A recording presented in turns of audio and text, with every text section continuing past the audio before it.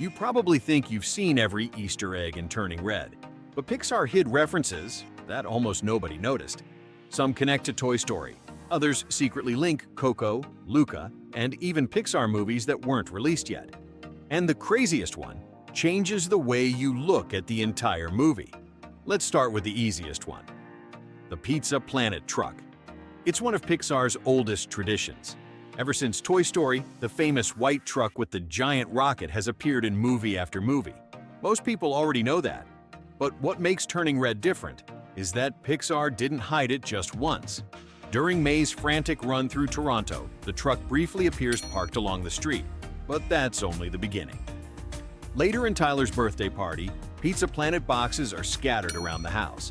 Then, during the massive four-town concert, another Pizza Planet advertisement appears inside the Sky Dome. 3 completely separate references, all hidden throughout the movie. And once you start noticing that pattern, you'll realize Pixar was doing the exact same thing with something else, something fans have been hunting for decades. The Luxo Ball. Just like the Pizza Planet truck, it's become one of Pixar's signature traditions.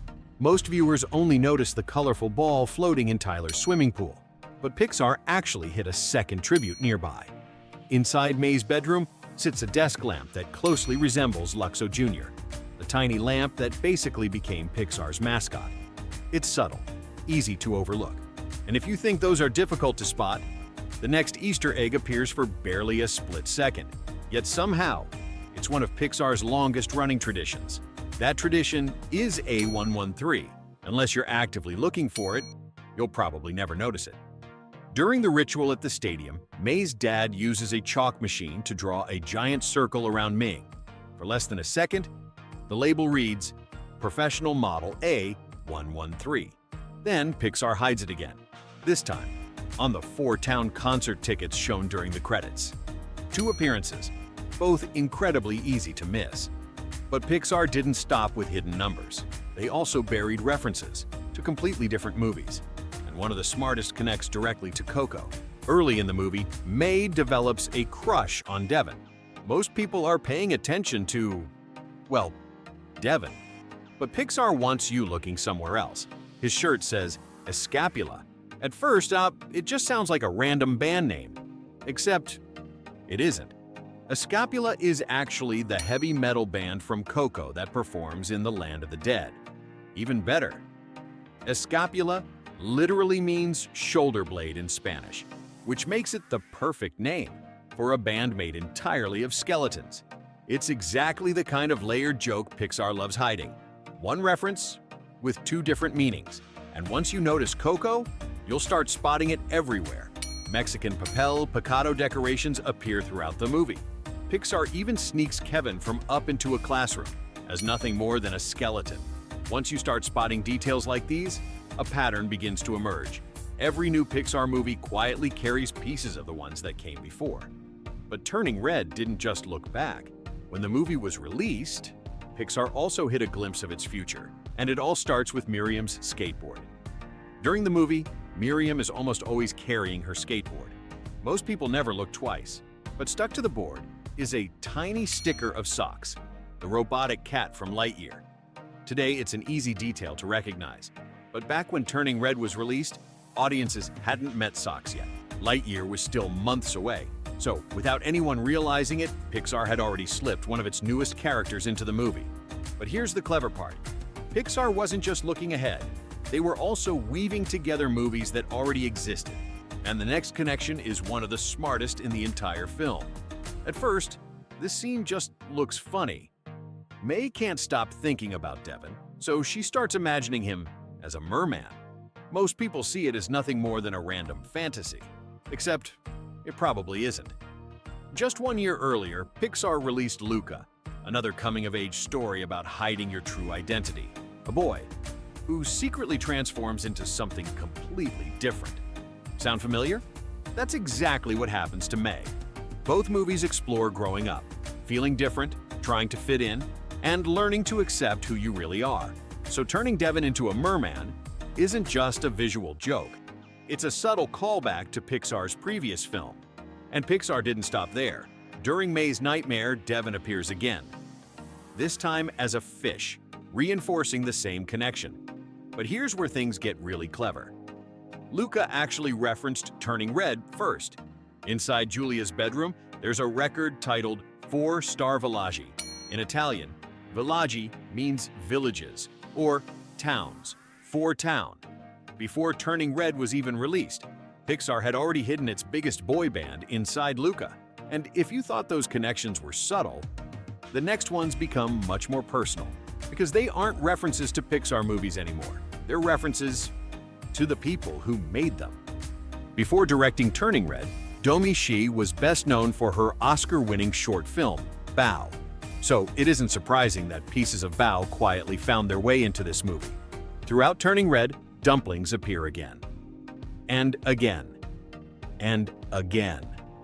There's even a restaurant simply called Bao. At first, it feels like a fun callback, but it actually goes deeper than that.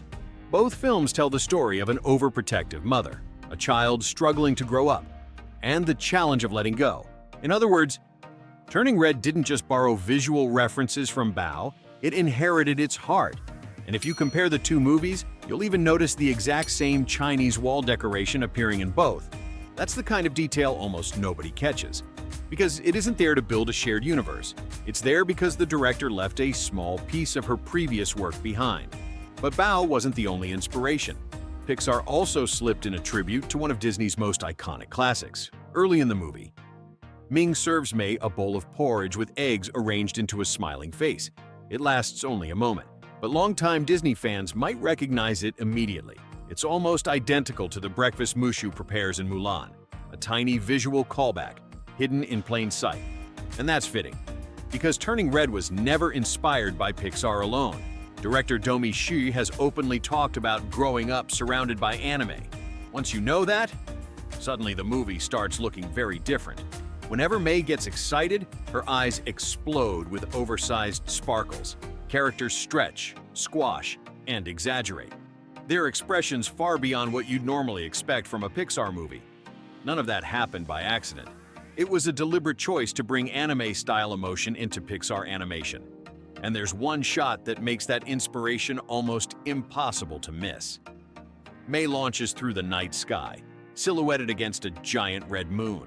It's a composition that strongly resembles The Girl Who Leapt Through Time, a subtle nod to one of the most influential coming-of-age anime ever made. Suddenly, Turning Red doesn't just feel like another Pixar movie. It feels like Pixar experimenting with an entirely different visual language. If you think those are difficult to spot, the next group of Easter eggs becomes even trickier, because they're hidden in the year the movie takes place. Turning Red is set in 2002, which means nearly every background is packed with references to the early 2000s. Mei's phone isn't a Nokia, it's a Jokia, a playful parody of the phones that dominated the world back then. Mei's flute case is covered with stickers referencing everything from the Y2K scare to the Save the Whales movement. They make the movie feel like it was actually made in 2002, and that's exactly what makes Pixar so different. Turning Red isn't just set in 2002, it's set in Toronto. So Pixar filled almost every scene with Canadian references, like the CN Tower or the Sky Dome. But others are much harder to catch. Milk sold in bags, a tiny moose sitting on Ming's dashboard, maple leaf patterns hidden on clothing. Even Mei's school locker includes the letters YYZ, the airport code for Toronto Pearson International Airport. And somehow, Pixar still wasn't finished, because the final Easter eggs don't reference a place or another movie. They might actually connect the Pixar universe itself. When Mei excitedly shouts, "Besties Assemble!" Besties assemble! It's a playful twist on Marvel's iconic Avengers Assemble. And Pixar sneaks in another Disney reference just moments later. Outside the family temple, Mei jokingly calls the two red panda statues Bart and Lisa, a nod to The Simpsons, another franchise now under Disney's umbrella.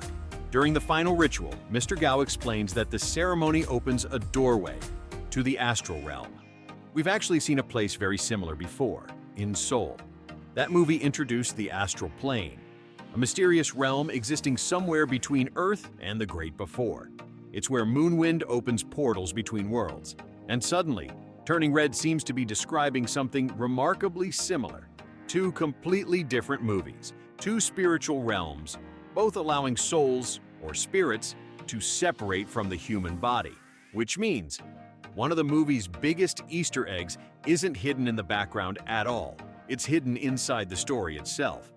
So, how many of these did you actually catch? And more importantly, which Pixar movie should we uncover next? Let me know down in the comments. And if you enjoyed hunting down these hidden details, don't forget to subscribe. Because trust me, Pixar has hidden even crazier secrets in their other movies.